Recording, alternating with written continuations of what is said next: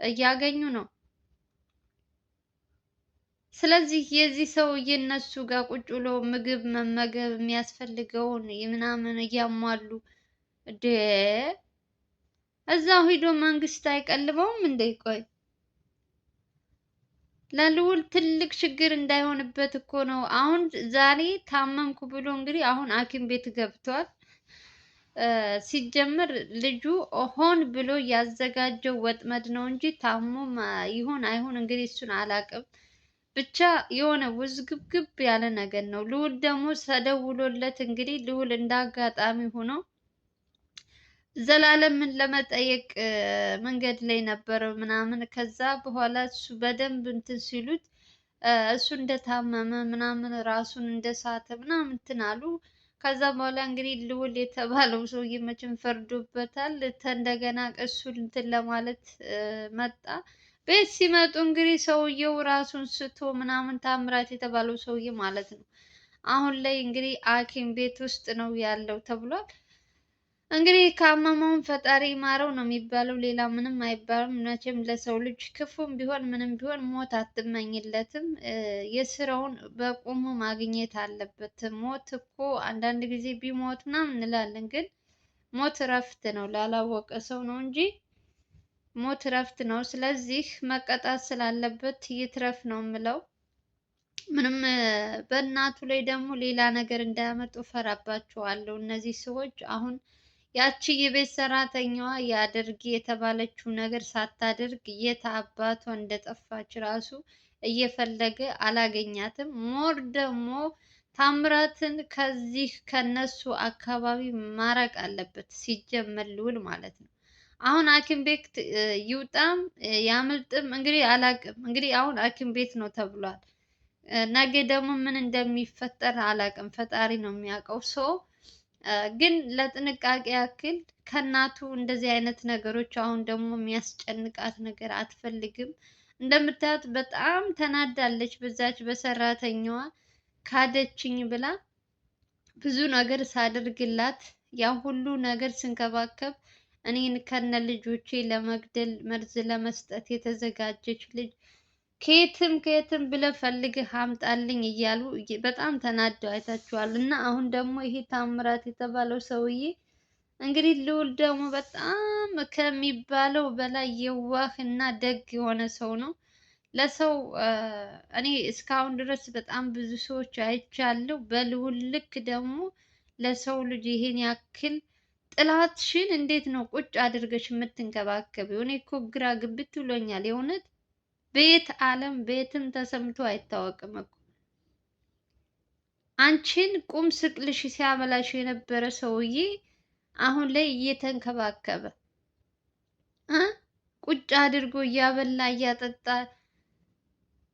የሚያስፈልገውን እያሟላ ያለው እንግዲህ ለማን ነው? ችግሩ ምንድን ነው? ማለት አንዳንዴ ኦሬዲ ሊያም እንደተያዘች አይታችኋል።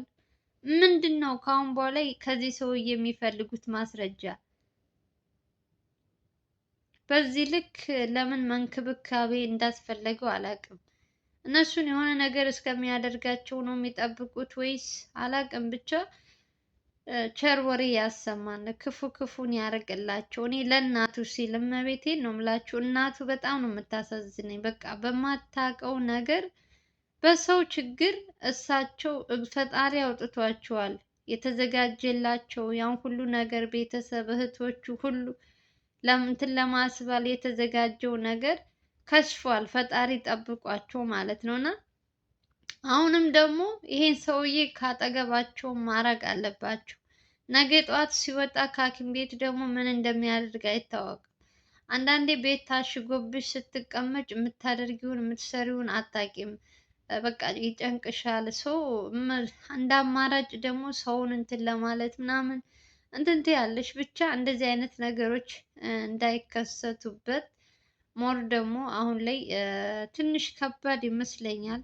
በእያንዳንዱ ሰከንድ የምናያቸው ነገሮች ሁሉም ነገር እንደምታዩት ነው። ግን አላቅም እኔ ብዙም ለዚህም እንትን አይደለውም። አያለው እፈርዳለሁ። እኔ ለልዑል ብዙዎቻችሁ ልዑል ምን ያድርግ ምናምን ትሉኛላችሁ። ልዑል ሲዘናጋ የሆነ በፊትም ማነው ስሙ አበበ የተባለው ሰውዬ ሳይታመም ታመምኩ ብሎ ሂዶ ነው ያ ሁሉ ጊዜ ሲያለፋቸው እሱን ለማግኘት ስንት ነገር ያላደረጉት ነገር የለም። እና እንደነዚህ አይነት ሰዎች ደግሞ አንድ ጊዜ የሰውን እንትን ካየች በኋላ ምን አይነት ዜዲ ተጠቅመው እንደሚያመልጡ እንግዲህ እያያችሁ ነው እናንተ። እኔ ብያችሁ ሳይሆን እናንተም በአይናችሁ የምታዩት ነገር ስለሆነ ሰው ይሄ ሰውዬ ነገም ምን እንደሚያከስት አይታወቅም። ሰው ልዑል ደግሞ ሰው ከስህተቱ አንድ ቀን ይማራል። ተደጋጋሚ ሲሆን ደግሞ እሱን በጣም እንደ ዋህነቱ በእንትኑ እየገቡ እሱን ይጎዱታል ብዬ ነው የማስበው።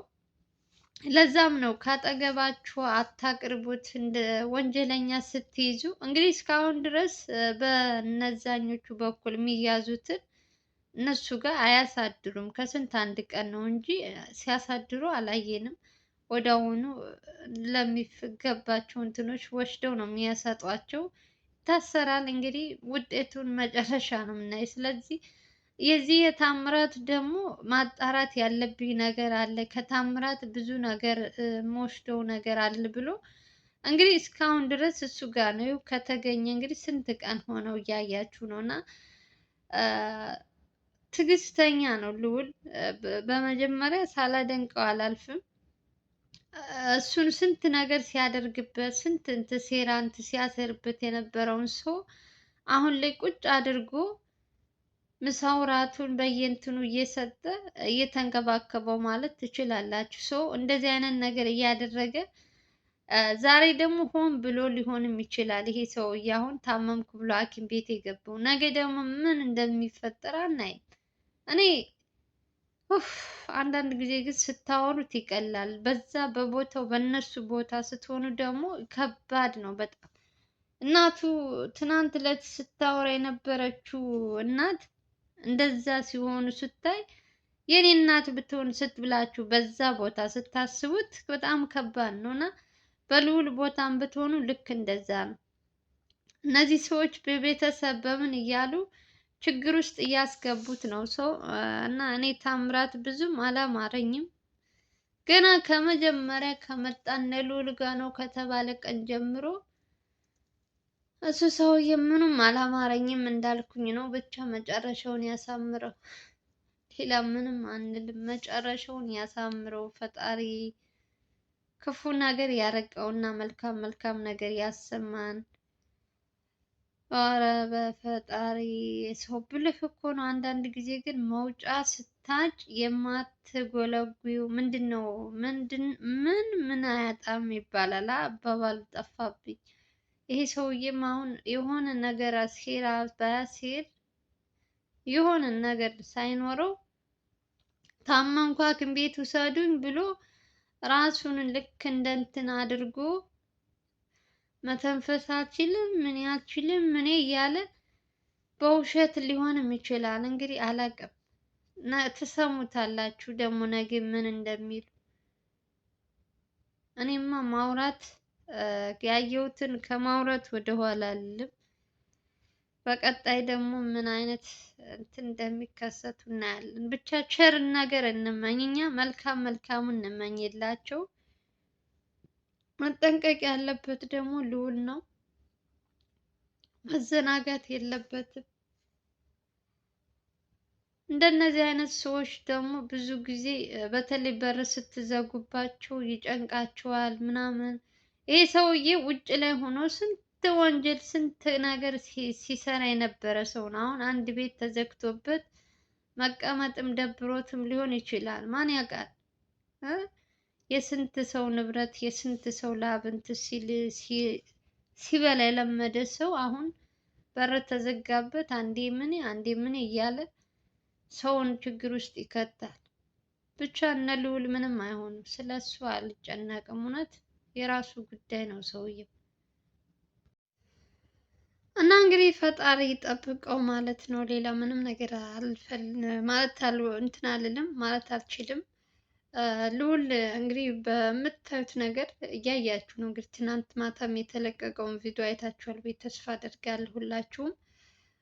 በሱ ላይ ብዙ ሰዎች እንግዲህ ልዑል ስራውን በሚሰራ ሰዓት አብዛኛው ሰዎች እየተከታተሉ እንግዲህ እንትን ለማን ነው የሚፈልጉት። እና አሁን ይሄ ታምራት የተባለው ሰውዬ አሁንም ከሐኪም ቤት ሲወጣ ከሱ ማራቅ አለበት በቃ። እሱም ካላመለጠ ለወጥመድ ከሆነ ምን አላቅም። እኔ ልውል በዚህ ከተሸወደ አላቅም። ሞር ደግሞ ተሽሎት ወይም እንደው እንዳለው ታሞ ከሆነ ሰውየው ከወጣ በኋላ ለሚያስፈልገው ለህግ አሳልፎ መስጠት ነው ያለበት። ከሱ ጋር ቁጭ አድርጎ የሚያንከባከብ ያለበት አይመስለኝም።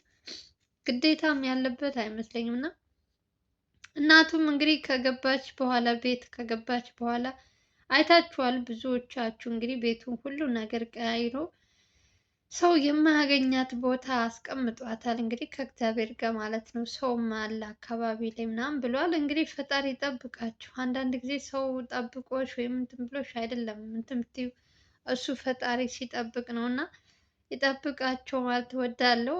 በተረፈ ምን ልላችሁ ነበር? ዘላለም ስትጠይቁኝ ነበረ። ዘላለምም እንግዲህ አይታችሁታል፣ በጣም ታሟል። መንቀሳቀስ የማይችልበት ሁኔታ ላይ ነው ያለው። ሲጀምር ሰሞኑን ሁላቸውም ምን እንደነካችሁ አላውቅም።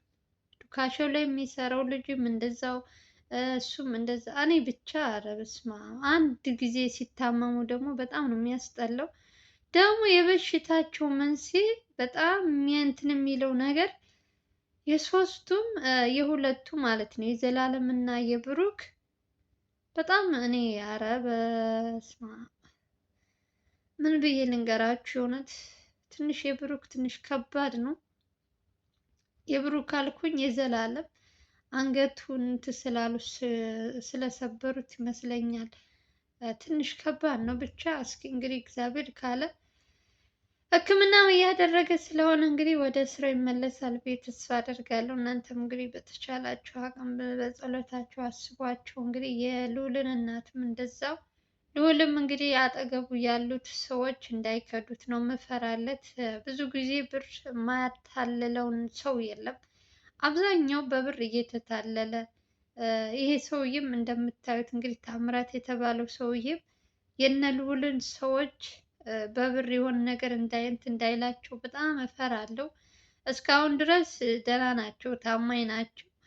ደግሞ ገንዘብ አንዳንዴ እንትናችሁን ምንድን ነው የምትሰሩትን ስራችሁን ያስታችኋል እና ያሳስታል። ገንዘብ እንዳይሳሳቱ ነው የምፈራው። ዶክተሮች ስትሉ ደግሞ ሐኪም ቤት ውስጥ ምን እየተካሄደ እንዳለ አላውቅም። አብዛኛው ጊዜ ካያችሁ ሰው አንድ ሰው የዶክተር ልብስ እንግዲህ ራሱ የሆነ ክብር የክብር ልብስ ነው፣ የክብር ልብስ ነው። ማንም ሰው ተነስቶ የሚለብሰው ምናምን አይደለም። ግን አሁን ላይ እያየን እየሰማን ያለ ነው። ሁሉም ሆነ በቃ የለበሰው ሁሉ ዶክተር ይመስላል። የሆነ ጋውንም ያደረገ ዶክተር ይመስለናል። እንግዲህ ምን ብዬ ልንገራችሁ? ባለፈውም የልዑል እናት እንደዛ ያልሆነ መድኃኒት እንትን ሊሏት የነበሩት እንግዲህ የእነዚህ ሰዎች ተላላኪ ጋውን ለብሶ ገብቶ ዶክተር መስሎ ነው። ምንም እኔ አላቅም። እኔ አንዳንድ ጊዜ ግርም ነው የሚል እንዴትስ እሺ ብለው እነሱ ጋውን ይሰጣሉ ነው። እኔ ግራ የሚገባኝ ነገር የፈለገው ለድራማ ብለው ይሆን ለምን ብለው እንደሚቀበሏቸው አላቅም። ሰው መቼም የሰው ህይወት ያክል ከእግዚአብሔር በታች እንግዲህ በዶክተሮች ነው በሕክምና ምናምን ነው አይደል?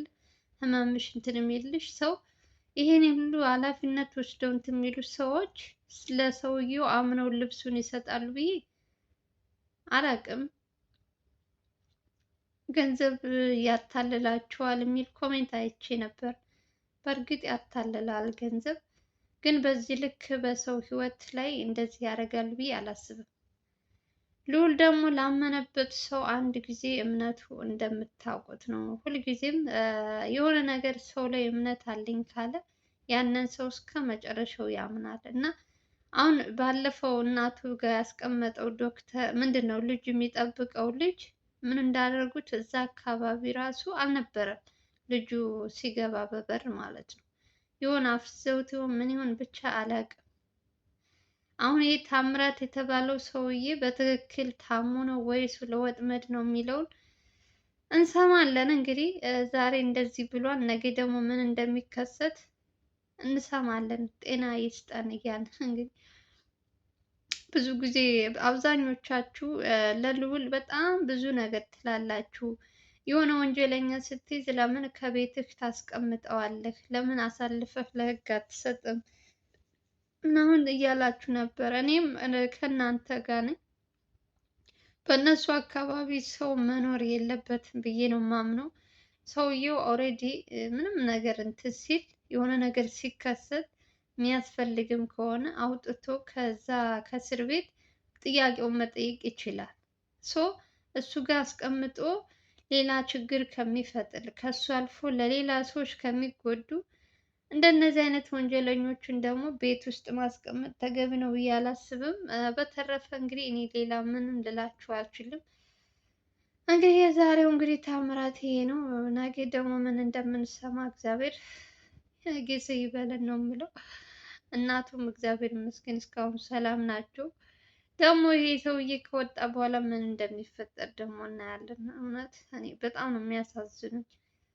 እዛው እንትናቸው ቢመለሱ ይሻላቸዋል። አዲስ አበባ ከሚሆኑ የልዑል እናት እዛው በሩቁ በቃ እንደዛ ማንም ሰው አይደርስባቸው ሩቅ ስለሆነ እነሱም እንደፈለጉ ወጥተው እንደፈለገ እንትን ይላሉ እና የፈለገው ቤት ቢቀየር እነሱን ስለሚከታተሏቸው የት እንደሚሆን እንደሚሄድ የት እንደሚወጣ እንደሚገባ ስለሚያዩ ቤቱንም መልሶ ማየታቸው አይቀርም። ልዑል ዝም ብሎ ድካም ብቻ ነው የሚደክም። ቤት ስለቀየር ካሁን በኋላ እናቴ ማንም ሰው እንትን አይረብሻትም ምናምን እያለ ነበረ። ወይም መቀየሩን ባይናገር ጥሩ ነው። ካለዛ ደግሞ ያችን ለሰራተኛዋ ብሎ ይመስለኛል ቤቱ እንኳን የቀየረው። ቤቱ ስለምታውቂ ተመላላሽም ስትሰራ የነበረችው ሰራተኛ ብቻ እግዚአብሔር ይጠብቃቸው። ሌላ ምንም አለ። ለማንኛውም የምወዳችሁ እንግዲህ የዛሬው ቪዲዮ ይመስላል። እንግዲህ ታምራት ሐኪም ቤት ገብቷል። እንግዲህ ነገ ደግሞ ምን እንደሚል አብረን የምናይ ይሆናል። የዛሬው ቪዲዮ ይመስላል። እንግዲህ ከተመቻችሁ ላይክ እና ሼር ማድረጋችሁ እንዳትረሱ። በሌላ ቪዲዮ እስከምንገናኝ ድረስ ደህና ሰንብቱ። ሀገራችን ኢትዮጵያን ሰላም እና ፍቅር እንመኛለን። ሁላችሁም ሰሞኑን በጣም ቀዝቀዝ ብላችኋል። ቤቴ ውስጥ ላይክ በማድረግ ጀምሩ። በቅንነት ማለት ነው። በቅንነት ነው የምጠይቃችሁ። በተረፈ ሁላችሁንም በጣም ነው የማመሰግናችሁ። ክበሩልኝ። ባይ ባይ።